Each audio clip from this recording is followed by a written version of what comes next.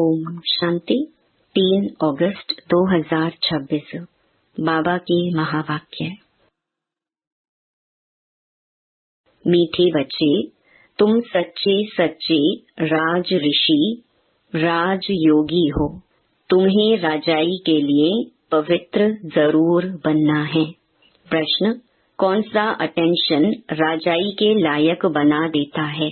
उत्तर, अगर पढ़ाई पर पूरा अटेंशन है तो राजाई मिल जाती है। बाप जो सुनाते हैं उसे अच्छी रीति सुनकर धारण करो। बाप ने सुनाया और बच्चों ने सुना तो राजाई मिल जाएगी। अगर सुनते समय उबासी देते व झुटका खाते, बुद्धि भटकती तो राजाई गंवा देंगे। इसलिए पढ़ाई पर पूरा अटेंशन दो। गीत, हमें उन राहों पर चलना है। ओम शांति। रूहानी बाप रूहानी बच्चों प्रति समझा रहे हैं। आज बच्चों को हठ योग और राजयोग पर समझाते हैं। बच्चों को मालूम है वह जो भी सिखलाते हैं सब है हठ योग, क्योंकि वह कर्म सन्यासी हैं। वास्तव में गृहस्थियों को हठ योग, कर्म सन्यास सीखना नहीं है। वह तो है ही निवृत्ति मार्ग। वह धर्म ही अलग है। तुम्हारा धर्म देवी देवता धर्म है। जिन देवी देवताओं ने राजयोग से ही राज्य पाया है। अभी तुम राज ऋषि हो। ऋषि उन्हों को कहा जाता है जो पवित्र रहते हैं। तुम अभी पवित्र हो। अगर पवित्र ना रहें तो उनको ऋषि नहीं कहा जाता। तुम राजाई पाने के लिए पवित्र बनते हो। वह कोई राजाई पाने के लिए पवित्र नहीं बनते। तुम जानते हो कि पवित्र दुनिया में हमको पवित्र राजाई थी। भारत में ही 5000 वर्ष पहले देवी देवताओं का पूज्य पवित्र प्रवृत्ति मार्ग था। अभी पुजारी पतित बन पड़े हैं। पतित कैसे बने? 84 जन्मों का हिसाब है ना। बाप जो सहज राजयोग सिखला रहे हैं वही तुमको 84 जन्मों का हिसाब बतलाते हैं। दूसरे धर्म को सन्यास धर्म वाले क्या जाने। यह है देवी देवताओं का प्राचीन धर्म। वह है पीछे वाला धर्म। जो पास्ट हो गए हैं उनको सन्यासी समझ न सके। तुम जानते हो हठ योग अनेक प्रकार के हैं। द्वापर से भक्ति मार्ग के साथ हठ योग शुरू होता है। अभी फिर है राजयोग। वह हठ योग जन्म बाई जन्म सीखते आए हैं। राजयोग तुम एक जन्म में ही सीखते हो। उनको जन्म बाई जन्म पुनर्जन्म लेकर हठ योग सीखना ही है। तुमको राजयोग सीखने के लिए पुनर्जन्म नहीं लेना पड़ता। यह राजयोग सिर्फ तुम संगम पर ही सीखते हो। राजाई मिल गई, स्वर्ग हो गया, फिर और सब धर्म खत्म हो जाते हैं। तुम राज ऋषि हो। राधे कृष्ण भी पवित्र है ना। श्री कृष्ण को महात्मा भी कहते हैं। महात्मा पवित्र होते हैं। तुम भी अभी महात्मा व राज ऋषि हो। महात्मा अर्थात पवित्र महान आत्मा। यह बातें कोई शास्त्रों में नहीं है। शास्त्र तो बाद में बनते हैं। कहानियों में सल बैठ लिखते हैं। जो पास्ट हो जाता है वह बैठ खेल बनाते हैं। सच्चा तो नहीं है। अब बाप बच्चों को प्रैक्टिकल में पढ़ाते हैं। उनकी फिर हिस्ट्री बनाई है। यादव, कौरव, पांडव थे। जरूर संगम पर होंगे। संगम युग की हिस्ट्री बैठ बनाई है। त्योहार भी सभी संगम युग के हैं। राखी बंधन भी पवित्रता पर है। पीछे फिर उनका यादगार चलता है। यहाँ बाप भी सभी को पवित्र बनाए प्रतिज्ञा कराते हैं। सिख लोग कंगन पहनते हैं। वह भी पवित्रता की निशानी है। हिंदू लोग जनेऊ पहनते हैं। वह भी पवित्रता की निशानी है। परंतु पवित्र रहते नहीं हैं। राखी बंधवाते हैं अर्थ थोड़े ही समझते हैं। आगे ब्राह्मण लोग राखी बांधते थे, अभी बहन भाई को राखी बांधती है, वह खर्ची देते हैं। यह सब अभी फैशन पड़ा है। वास्तव में यह है पवित्रता की बात। बाप कहते हैं, बच्चे, काम महाशत्रु है। वह ब्राह्मण लोग कोई ऐसे नहीं समझाते हैं। अभी बेहद का बाप कहते हैं, बच्चे, प्रतिज्ञा करो, हम पवित्र बनेंगे, कभी विकार में नहीं जाएंगे। बुलाते भी इसीलिए हो कि आकर पतितों को पावन बनाओ। सत्युग त्रेता में कोई नहीं बुलाते। वह है ही राम राज्य, यह है रावण राज्य। राम राज्य में 5 विकार होते नहीं। यथा राजा रानी तथा प्रजा। अभी तुम बच्चे जानते हो, हम बाबा से स्वर्ग की बादशाही ले रही हैं। इस नरक से जाना जरूर है। बाबा आया है पावन बनाकर स्वर्ग में ले जाने। फिर तो हम क्यों नहीं पावन बने। उन्हों के हठ योग तो अनेक प्रकार के हैं। जयपुर के म्यूजियम में जाकर देखो, कितनी वैरायटी है हठ योगियों की। उनसे होता कुछ भी नहीं, सीढ़ी नीचे उतरते ही जाते। बाप ने समझाया है, भारत जब पतित बनता है, रावण का राज्य होता है, तो धरनी हिलने लगती है। सोने के महल आदि सब नीचे चले जाते हैं। महलों आदि को कोई लूटा थोड़ी है, वह तो सिर्फ मंदिरों को लूटा है। कुछ जेवर सोना आदि ले गए हैं। जेवरों का सबसे जास्ती शौक तुमको है। तुम स्वर्ग में आते ही जेवर पहनते हो, राज्य करते हो, और धर्म वाले आते ही राज्य नहीं करते हैं। तुम बेहद के बाप से स्वर्ग की बादशाही का वर्षा लेते हो। तो यह बाप बैठ समझाते हैं, गीता पढ़कर नहीं सुनाते हैं। गीता में जो कुछ लिखा है वह सब मैंने कहा नहीं है, वह तो मनुष्यों ने मेरे महावाक्यों का बाद में बैठ शास्त्र बनाया है। हमने जो तुमको सुनाया वह तुमने ही सुना और फिर जाकर राजाई की। वहाँ यह ज्ञान नहीं रहता।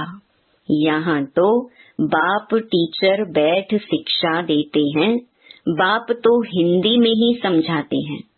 यहाँ सब हिंदी हिंदी कहते रहते हैं ना, जो उन्हों की भाषा है।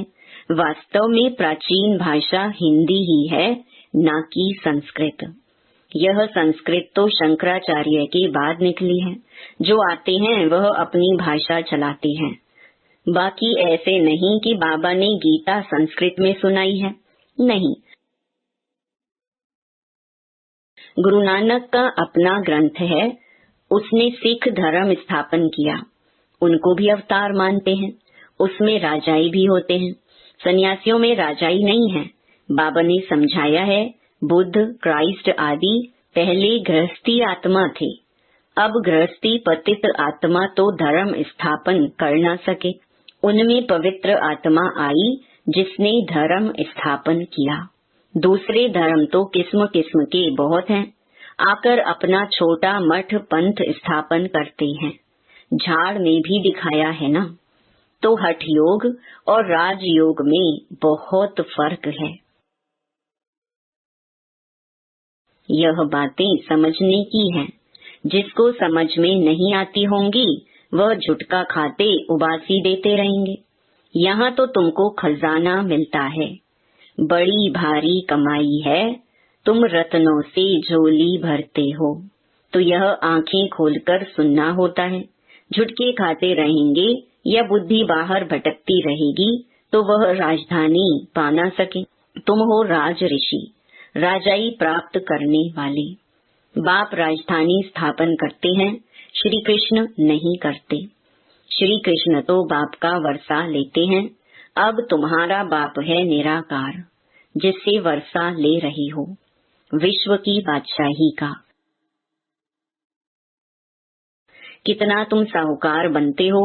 यहाँ एक ही बाप आकर राजयोग सिखलाते हैं। सो भी घूमो फिरो खाओ पियो, सिर्फ बाप को याद करो। साहूकार जरूर अच्छी रीति खाएंगे, वह तो अपनी कमाई का फल खाते हैं। माल पूड़ा खाओ या रोटी खाओ, याद करो बाप को।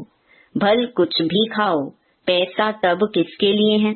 बाबा कोई मना नहीं करते हैं, सिर्फ बाप से योग लगाना है। इस राजाई स्थापन करने में खर्चा नहीं है। उस लड़ाई आदि में कितना खर्चा होता है, एरोप्लेन पर कितना खर्चा होता है। गिरते हैं तो एकदम खत्म हो जाते हैं, कितना नुकसान हो जाता है।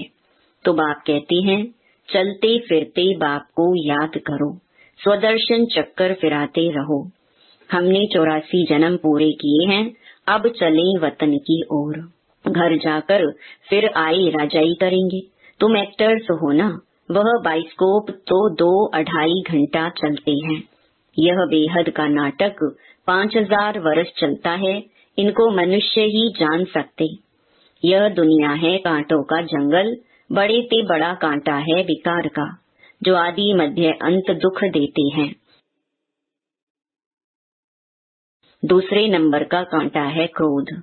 उनकी निशानी यह महाभारत लड़ाई देखो। कोई बात में गुस्सा आया तो झट बॉम्ब्स शुरू कर देंगे। अभी तो ऐसे ऐसे बॉम्ब्स बनाए हैं जो बात मत पूछो। सतयुग में कोई लड़ाई आदि होती नहीं, संगम पर ही यह महाभारत लड़ाई दिखाई है। दूसरे कोई शास्त्र में लड़ाई की बात ही नहीं। वहाँ तो सारे विश्व के तुम मालिक रहते हो, लड़ाई की बात हो ना सके। शास्त्रों में असुरों और देवताओं की लड़ाई दिखाई है, परंतु देवताएं अहिंसक हैं। तुम योग बल से विश्व के मालिक बनते हो, यह है साइलेंस बल। इसमें कुछ तुमको बोलना नहीं है। याद के बल से तुम बाबा से विश्व की बादशाही लेते हो, फर्क देखो कितना है। साइंस बल से विनाश होता है, उसी ही साइंस से फिर सतयुग में सुख देखेंगे। साइंस से इन्वेंशन करते हैं, वह तो सुख के लिए करते हैं। यह भी आकर कुछ ज्ञान लेंगे। प्रदर्शनी में तो सब आते हैं, आगे चल सब आएंगे। तुम्हारे इस साइलेंस बल का आवाज निकलेगा। तुम प्रश्न पूछते हो गीता का भगवान कौन? ऐसे प्रश्न कोई पूछ ना सके। जहाँ यह प्रश्न लिखते हैं तो उनके साथ चित्र भी दो। गीता का भगवान परमपिता परमात्मा या श्री कृष्ण, जो पूरे 84 जन्म लेते हैं। पतित से पावन बनाने वाला तो बाप ही है। श्री कृष्ण की आत्मा तो 84 जन्म ले सांवरी बनी है। उनको बैठ समझाते हैं, तुमने 84 जन्म लिए हैं, तुम अपने जन्मों को नहीं जानते हो। एक्टर्स को पता तो होना चाहिए ना कि हम 84 जन्म कैसे लेते हैं। सन्यासियों का धर्म ही अलग है। भारतवासियों को अपने धर्म का पता न होने कारण और धर्मों में जाते रहते हैं। किसी गुरु की आशीर्वाद से किसको धन मिल गया तो उनके पीछे चटक पड़ेंगे। फिर देवाला निकला तो कहेंगे खुदा की भाभी। बच्चा मिला बहुत खुशी होगी। अच्छा 10-12 दिन के बाद बच्चा मर गया तो कहेंगे ईश्वर की भाभी। इनको जिंदा करना हमारे हाथ में नहीं है। बाबा के बहुत ऐसे मिसाल देखे हुए हैं, ऐसे ऐसे बहुत होते हैं। यहाँ तो बाप बैठा है, बाप बच्चों को समझाते हैं, मीठे मीठे बच्चों पावन बनो। याद है जब महाभारी महाभारत लड़ाई लगी थी तो द्रौपदी ने पुकारा था, बाबा हमको यह दुशासन नंगन करते हैं, हमको इनसे बचाओ। 5000 वर्ष की बात है, इन अबलाओं पर अत्याचार इस विश्व पर ही होते हैं। कई तो स्त्रियां भी ऐसी होती हैं जो विष बिगर रह नहीं सकती। उन्हों का नाम भी रखा हुआ है सूपनखा पूतना। जो विष के लिए तंग करते हैं वह हैं कंस, जरासंधी, शिशुपाल। यह सब विनाश को तो पाने ही हैं। इस समय है आसुरी रावण राज्य, फिर होगा ईश्वरीय राज्य। इस सारे चक्कर को तो तुम जान गए हो कि कैसे 84 जन्म लेते हैं। यह भूलता तब है जब विकार में जाते हैं। विकार में जाने वाले का मुंह ही पीला हो जाता है। खुद ही समझते हैं यह हमने क्या कर दिया। बाप कहते हैं बच्चे, इस विषय गटर में मत जाओ, यह तुमको आदि मध्य अंत दुख देने वाला है, इसमें ना पड़ो। कसम उठाओ कि हम विकार में कभी नहीं जाएंगे। भगवानुवाच है, काम महाशत्रु है। हरे चित्र में पहले तो यह लिखो, ज्ञान सागर पतित पावन, गीता ज्ञान दाता शिव भगवानुवाच। तो फिर श्री कृष्ण का नाम उड़ जाए। हमको गीता का भगवान बैठ यह बतलाते हैं, वही ज्ञान हम लेते हैं। भगवान ही आकर नई दुनिया स्थापन करते हैं और पुरानी दुनिया का विनाश होता है। रुद्र ज्ञान यज्ञ है ना, असुल है शिव बाबा, रुद्र बाबा नहीं कहेंगे। बॉम्बे में बाबूरी नाथ का भी मंदिर है। अब बबूल कहा जाता है कांटों को। बाबूरी नाथ नाम क्यों रखा है, यह कोई समझते नहीं है। चित्र तो शिव का ही है, बाकी तो अनेक नाम रख दिए हैं। शिव बाबा ही आकर कांटों के जंगल को फूलों का बगीचा बनाते हैं। वही तुम्हारा बाबा है, उनका नाम है शिव। शिव परमात्माई नमः, ब्राह्मण देवी देवताई नमः। अक्षर बिल्कुल क्लियर है। अब वह परमपिता परमात्मा बैठ इस रथ द्वारा समझा रही हैं। हूबहू जैसे लौकिक बाप समझाते हैं, बच्चे हमारे कुल को कलंक नहीं लगाना, कोई खराब काम नहीं करना। यह बाबा भी कहते हैं, बच्चे विकार में तो कभी नहीं जाना। पवित्र बनने बिगर स्वर्ग में ऊंच पद पा नहीं सकेंगे। बहुत जबरदस्त कमाई तुम कर रही हो, बाकी सब गंवा रही हैं। भल कोई के पास पदम है, बड़े बड़े महल बना रहे हैं, लाखों रुपये खर्च करते हैं। तुम समझते हो वह सब वेस्ट ऑफ टाइम है, यह कुछ काम नहीं आएगा, सब खत्म हो जाएगा। वह तो समझते हैं 10-12 हजार वर्ष चलेंगे। तुम बच्चे जानते हो मौत तो सामने खड़ा है सिर पर। थोड़े समय के अंदर यह अर्थक्वेक आदि हो सब डावाडोल हो जाएगा।